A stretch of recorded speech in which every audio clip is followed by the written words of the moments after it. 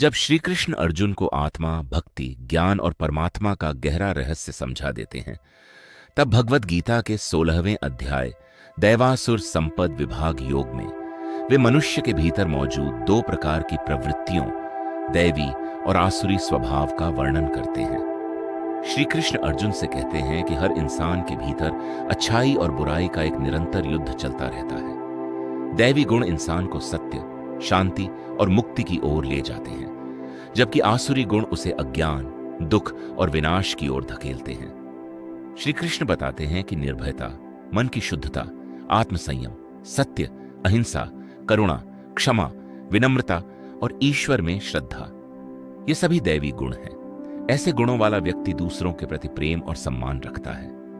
वह अपने अहंकार और स्वार्थ से ऊपर उठकर धर्म के मार्ग पर चलता है।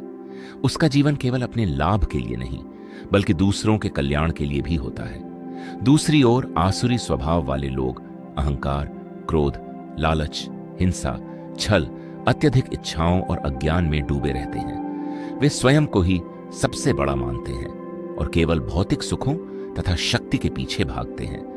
ऐसे लोग धर्म और सत्य को महत्व नहीं देते और अपने स्वार्थ के लिए किसी भी हद तक जा सकते हैं। श्री कृष्ण कहते हैं कि आसुरी प्रवृत्ति इंसान के मन को अशांत और भय से भर देती है, क्योंकि इच्छाएं कभी समाप्त नहीं होती और अहंकार इंसान को भीतर से अंधा बना देता है। इस अध्याय में श्री कृष्ण 3 ऐसे द्वारों का भी वर्णन करते हैं जो इंसान को पतन और नरक की ओर ले जाते हैं: काम, क्रोध और लोभ। वे कहते हैं कि यही तीनों इंसान के सबसे बड़े शत्रु हैं, क्योंकि इच्छाएं मन को बांधती हैं, क्रोध बुद्धि को नष्ट करता है और लोभ इंसान को कभी संतुष्ट नहीं होने देता। इसलिए जो व्यक्ति इन तीनों पर नियंत्रण कर लेता है, वह धीरे धीरे आत्मिक उन्नति की ओर बढ़ता है।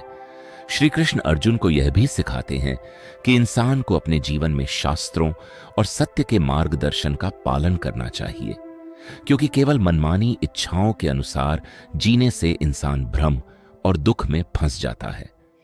दैवासुर संपद विभाग योग हमें यह सिखाता है कि असली युद्ध बाहरी दुनिया से अधिक हमारे भीतर चल रहा है।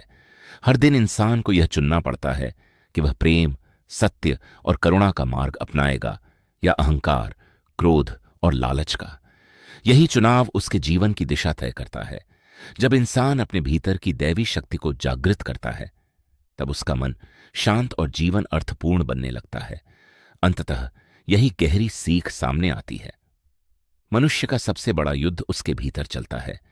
जो व्यक्ति काम, क्रोध और लोभ पर विजय प्राप्त कर दैवी गुणों को अपनाता है, वही सच्ची शांति, धर्म और मुक्ति को प्राप्त करता है।